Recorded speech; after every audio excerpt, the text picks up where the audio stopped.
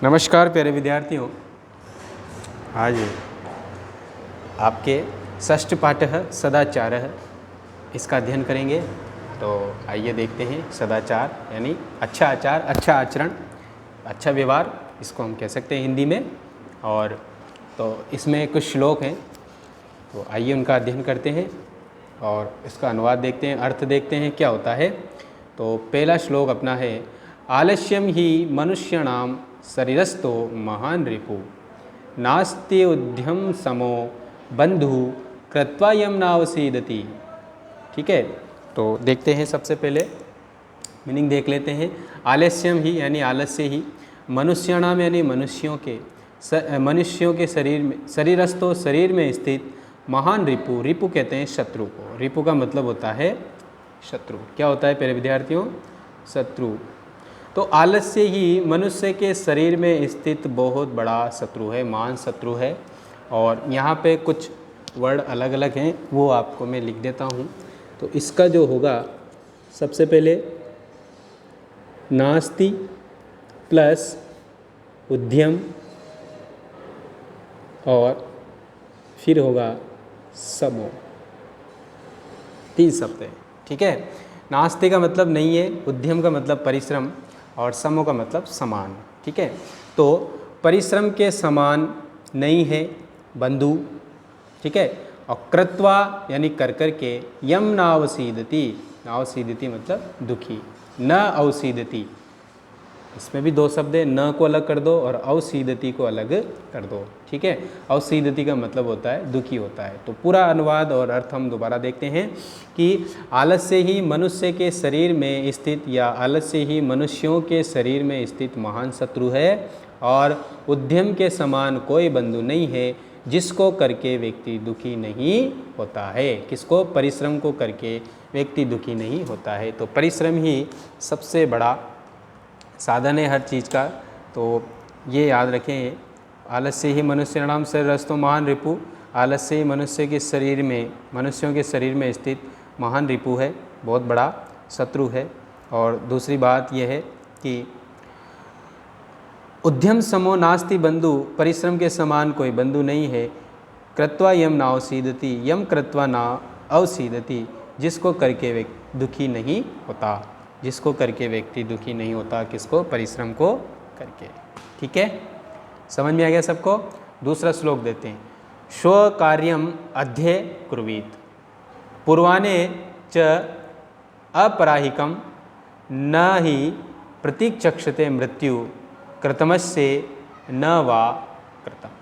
ठीक है,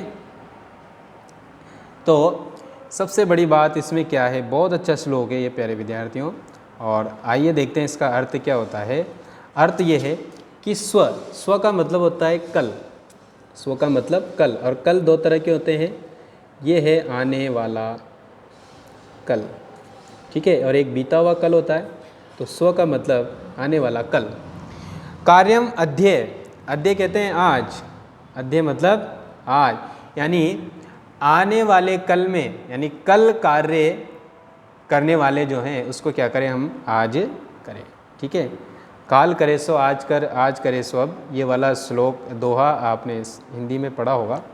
ठीक है, तो इसमें कहा गया है कार्यम अध्ये कुर्वीत, कल का कार्य आज ही करना चाहिए। यानी कोई कहते हैं ना, अरे नहीं मैं तो इस कार्य को कल करूँगा, परसों करूँगा, ऐसे करूँगा, वैसे करूँगा। तो कल का कार्य कब करना चाहिए? आज ही करना चाहिए।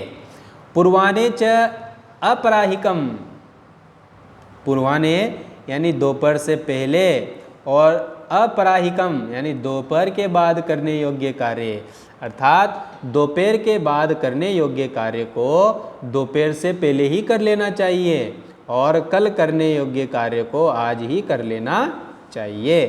क्योंकि न ही प्रतीक्षते मृत्यु कृतमस्य न वा कृतम, मृत्यु किसी की प्रतीक्षा नहीं करती है, कार्य करने वाले की भी और कार्य न करने वाले की भी। ठीक है, समझ में आया सबको? तो मृत्यु जो है किसी की भी प्रतीक्षा नहीं करती है, कार्य करने वाले की भी और कार्य नहीं करने वाले की भी। इसीलिए क्या करना चाहिए? करना ये चाहिए कि कल के कार्य को आज ही कर लेना चाहिए और दोपहर में करने योग्य कार्य को दोपहर में करने योग्य कार्य को क्या करना चाहिए? आज ही कर लेना चाहिए।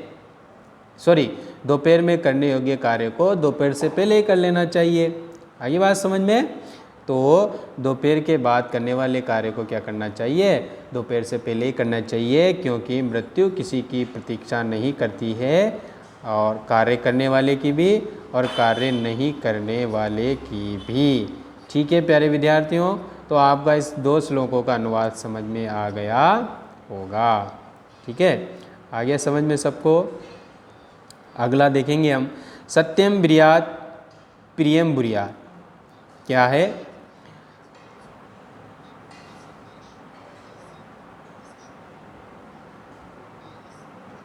ठीक है, तो अगला देखें। ये वाला तो है गया अपना, कल का कार्य आज ही कर लेना चाहिए और दोपहर के बाद करने योग्य कार्य को क्या करना चाहिए? दोपहर से पहले ही करना चाहिए, क्योंकि मृत्यु किसी की कभी भी मृत्यु कभी प्रतीक्षा नहीं करती कि कृतमस्य न व कृतम, यानी इसका कार्य किया हुआ है या नहीं, यानी किसी ने कार्य कर लिया है या नहीं कर लिया है इसका। अब ऐसा थोड़ी है कि मृत्यु रुकी, अरे इसने ये काम नहीं किया तो मैं थोड़ी देर रुक जाऊँ, नहीं, मृत्यु किसी की प्रतीक्षा नहीं करती है। ठीक है, तो इसलिए तो आगे देखते हैं, सत्यम बुर्यात प्रियम बुर्यात, न बुर्यात सत्यम अप्रिय, प्रियम च नानृतम बुर्यात ऐसा धर्म सनातन। ठीक है, सत्यम बुर्यात, कैसा बोलना चाहिए? सत्य बोलना चाहिए। प्रियम बुर्यात, प्रिय बोलना चाहिए। अप्रिय सत्यम न बुर्यात, अप्रियम सत्य न बुर्यात, जो अप्रिय सत्य है वह नहीं बोलना चाहिए।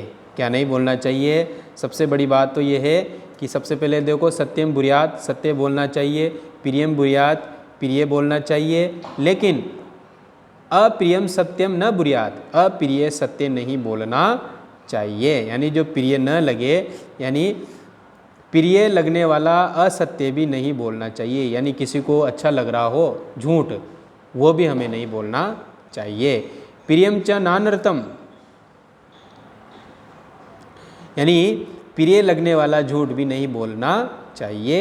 ऐसा धर्म सनातन, ये सनातन धर्म है। अर्थात यूँ कह सकते हैं कि कड़वा सच और मीठा झूठ कभी नहीं बोलना चाहिए, यही सनातन धर्म है। आगे बात समझ में फिर देख लेते हैं, सत्य बोलना चाहिए, प्रिय बोलना चाहिए, लेकिन अप्रिय सत्य नहीं बोलना चाहिए। और नानरतम का मतलब होता है झूठ, नानरतम का मतलब क्या होता है प्यारे विद्यार्थियों? झूठ। ठीक है, मीनिंग में भी आपको मिल जाएगा। प्रियम च नानरतम, प्रियम नानरतम च बुर्यात, यानी प्रिय लगने वाला असत्य भी नहीं बोलना चाहिए, प्रिय लगने वाला भी न बुर्यात नहीं बोलना चाहिए। ऐसा धर्म सनातन, यही सनातन धर्म है। ठीक है, नेक्स्ट देखते हैं, सर्वदा व्यवहारे स्यात् औदार्ये सत्यता तथा ऋजुताम मृदुताम च अपि कौटिल्यम न कदाचन। ठीक है, क्या मतलब होता है देखिए प्यारे विद्यार्थियों, अब इसको देखते हैं। सर्वदा का मतलब होता है हमेशा, सर्वदा का मतलब क्या होता है? हमेशा, सर्वदा कहते हैं हमेशा। ठीक है, तो हमें क्या करना चाहिए? मनुष्य के व्यवहार में सर्वदा, व्यवहार में, किसके व्यवहार में? मनुष्य के व्यवहार में सर्वदा स्यात् यानी होनी चाहिए, औदार्य यानी उदारता, सत्यता तथा और सच्चाई, और सच्चाई। मनुष्य के व्यवहार में हमेशा क्या होनी चाहिए? औदार्य मतलब उदारता, ठीक है, और सत्यता होनी चाहिए, तथा ऋजुता मृजुता च अपि कौटिल्यम न कदाचन। ऋजुता यानी सरलता और मृदुता यानी कोमलता भी होनी चाहिए। और क्या होने चाहिए? उसी प्रकार सरलता और कोमलता भी होनी चाहिए। कौटिल्यम न कदाचन, कौटिल्यम मतलब कुटिलता, यानी कभी भी कुटिलता नहीं होनी चाहिए। कुटिलता समझते हो ना, टेढ़ापन, यानी व्यवहार में कभी भी कुटिलता नहीं होनी चाहिए। कदाचन मन कभी भी, ना मन नहीं, कौटिल्य में यानी कुटिलता। आगे बात समझ में।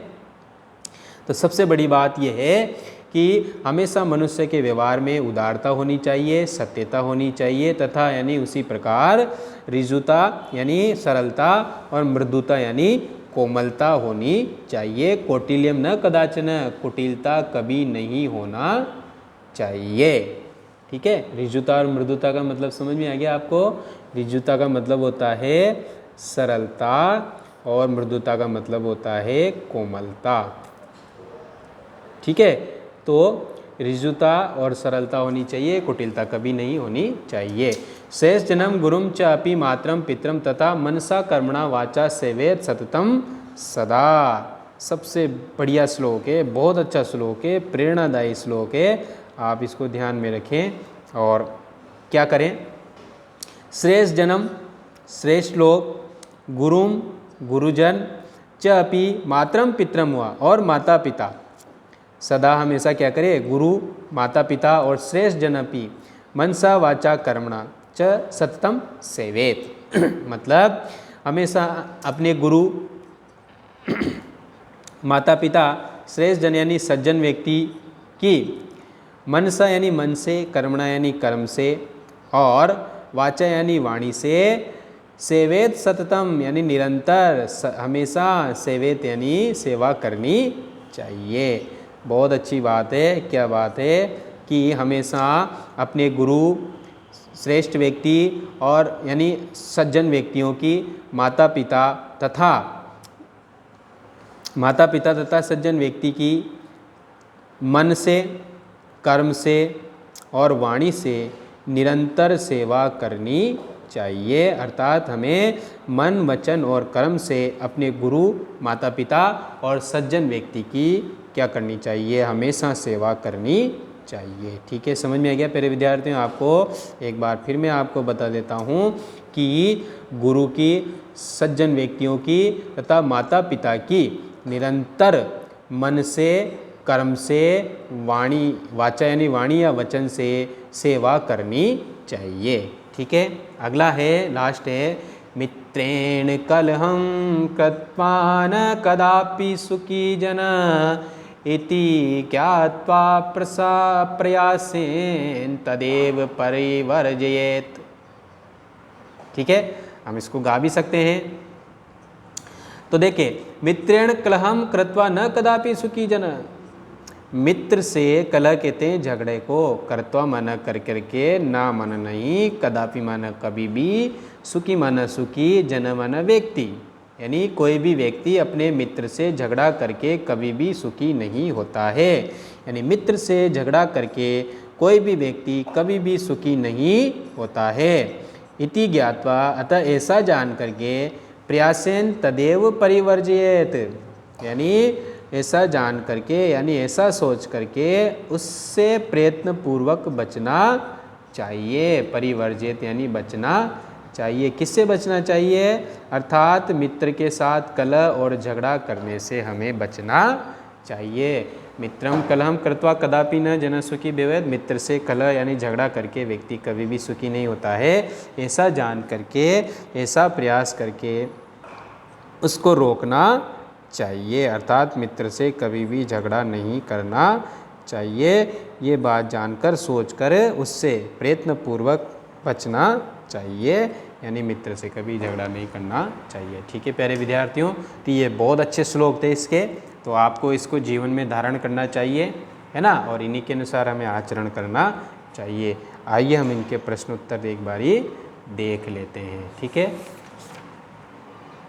सबसे पहले उपयुक्त कथनानाम समक्षम आम, अनुयुक्त कथनानाम समक्षम न इति लिखत। आम का मतलब होता है हाँ और न का मतलब होता है नहीं।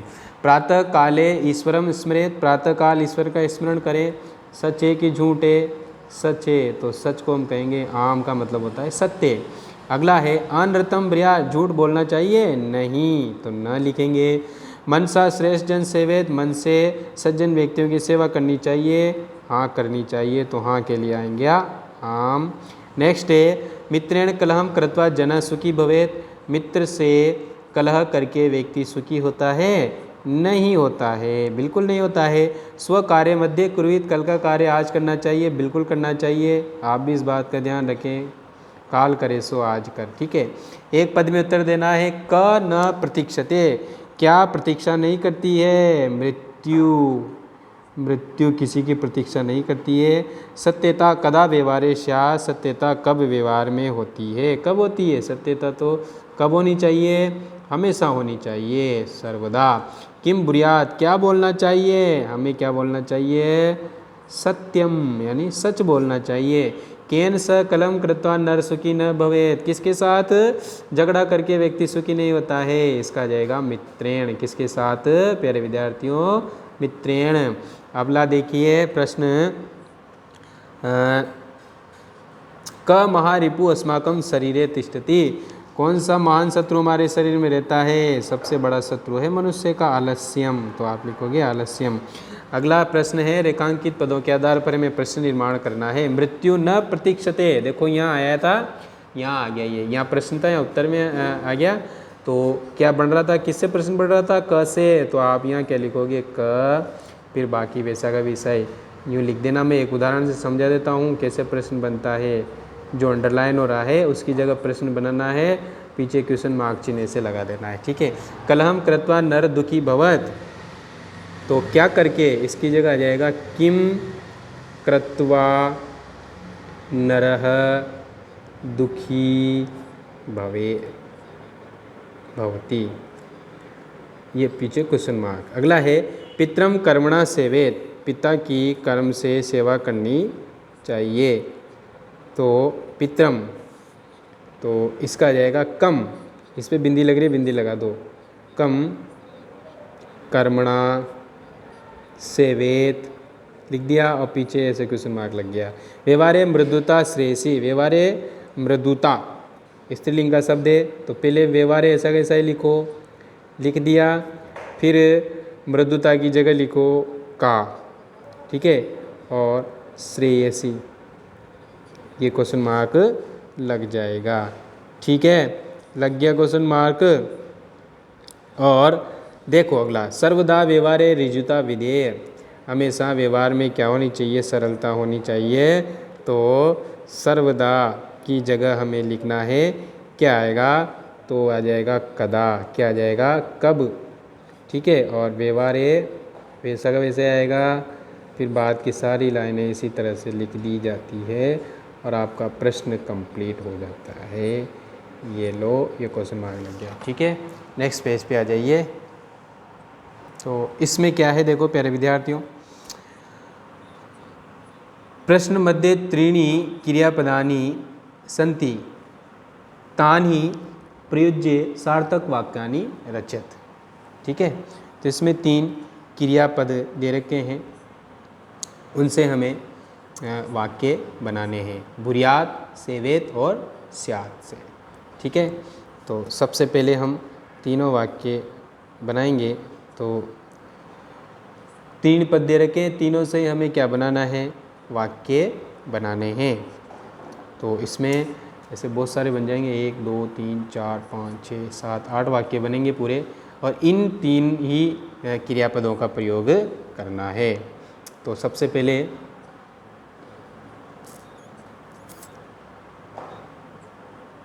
कहाँ से शुरू करें? यहाँ से कर देते हैं। चलो मैं यहाँ लिख देता हूँ, बाकी आप अपने हिसाब से कर लेना कॉपी में।